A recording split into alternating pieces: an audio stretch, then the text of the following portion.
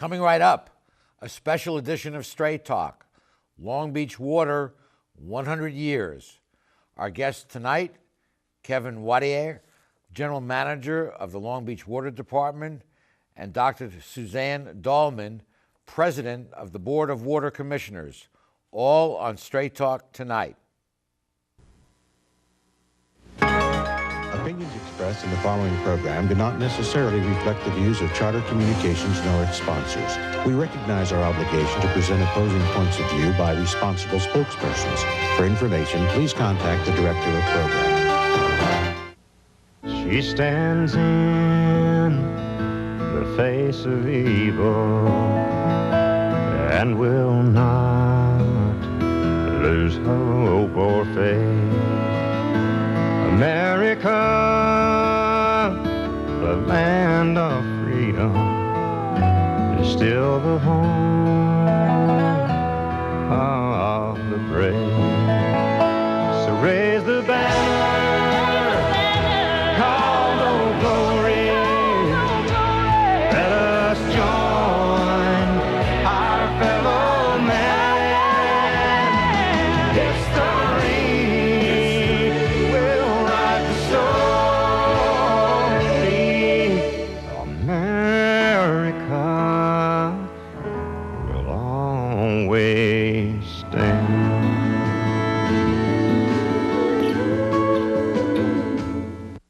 Straight Talk is brought to you in part by Southern California Edison.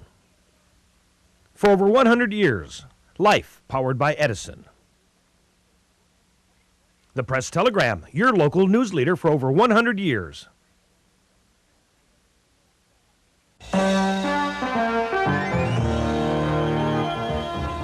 Join us for tonight's edition of Straight Talk. And now your host, Art Levine. Good evening and welcome to Straight Talk. We're delighted you're joining us this evening. We're focusing on the Long Beach Water Department that is celebrating 100 years. And joining us first is the General Manager of the Long Beach Water Department, Kevin Wattier. Kevin, welcome back to Straight Talk. Oh, it's great to be here again, Art. Thanks for having me. We have in the current issue of our Straight Talk magazine an article about Long Beach Water and its 100th anniversary.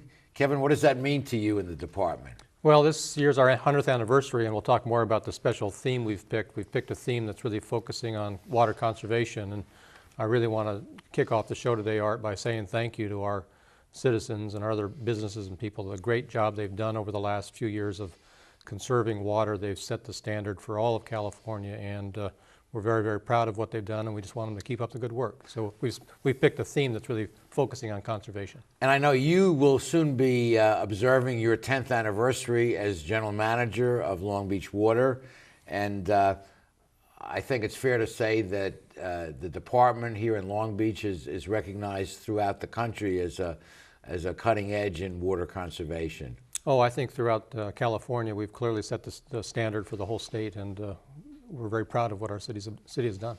Well, we had a lot of snow in December and rain. Does that mean that the water shortage problems are over? Well, it's not over, but we've had a really crazy winter, as you know. We had a really wet beginning of the winter, and then we've had a really dry last January, and the beginning of February here has been very dry, so it's now been a crazy winter. Now you say it's dry, but we read about these blizzards all over America and right. Snow and all.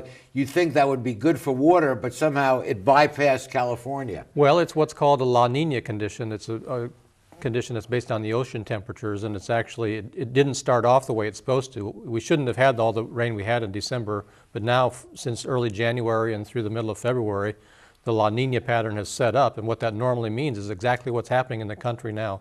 Warm and dry in the southwest, and the storm track is going over and coming through Canada and making all that horrible weather in the Midwest and the East. That's so what all that snow in Chicago and in the Midwest, that doesn't help us with water out here because it went over us. It went around us, and it's even, most of it's missing the Rocky Mountains also now, which is important to us.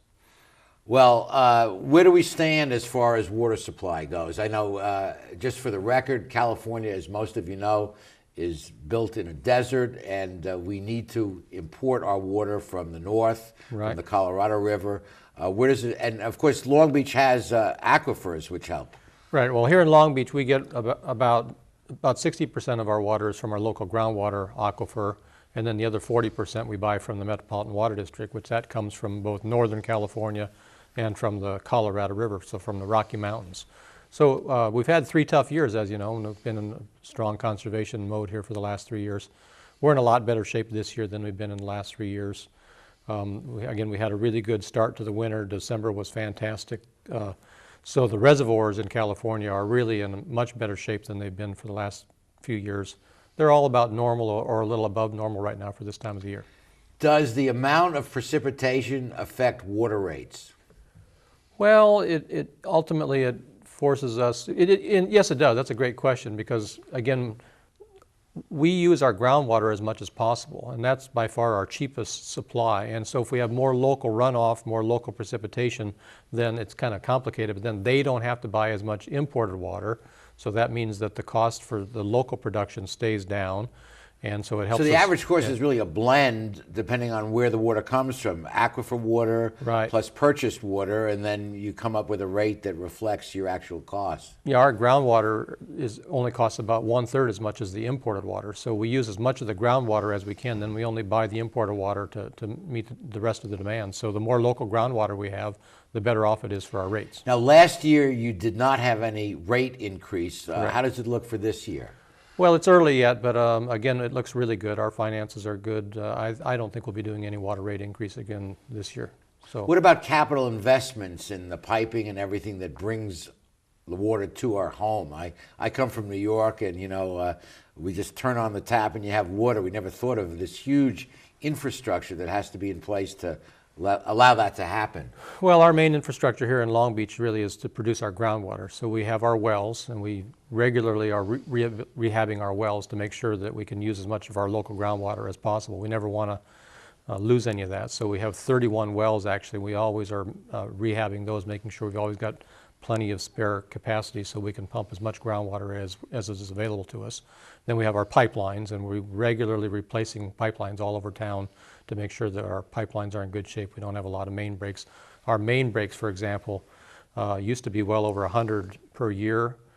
Now they're about 30 per year. So we've done a really good job here in Long Beach of replacing our water mains to reduce our main breaks. And then also, of course, our treatment plant where we actually treat the water. We treat our groundwater here to a very high degree before we serve it, which is unusual. Most of the people in this region don't treat their groundwater. They just pump it out and serve it. We treat our groundwater to remove some of the aesthetic concerns that there are with the groundwater here, because we're right over the Newport-Inglewood Fault, and so there's some aesthetic concerns. So we fully treat our water before we serve it. And what about reconstituting water that's used for watering golf courses and that kind? Can we use that in an efficient way? Yeah, we actually, about 12% of our supply actually is recycled water that we get from a LA County wastewater plant here near El Dorado Park.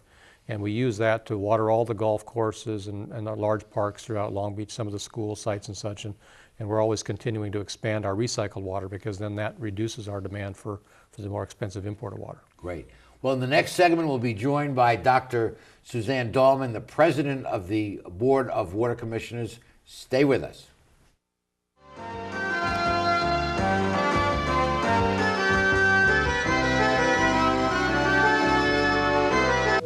Electricity is different from any other product we use.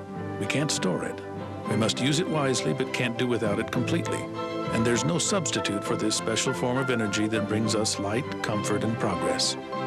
That's why California needs new standards that can keep utilities strong, guard against another power crisis, and protect consumers from the kind of shortages that often affect other commodities. Because electricity is different. I want to improve my career opportunities. I want to earn a higher salary at my job. I'd like to finish what I started. The new Bachelor of Arts in Liberal Arts degree completion program at Cal State Long Beach will help you achieve your educational goals while keeping your life in balance. Contact our customer service center at 1-800-963-2250 for more information, or visit us on the web. Let CSULB help you finish what you started.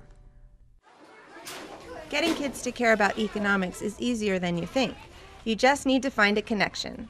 like how the Port of Long Beach supports 1 in 8 jobs in our city alone, and how the port's commitment to going green is creating even more new jobs. So the Port of Long Beach? Cool. My no texting in class policy? Not so cool. The Port of Long Beach, investing in jobs, investing in you.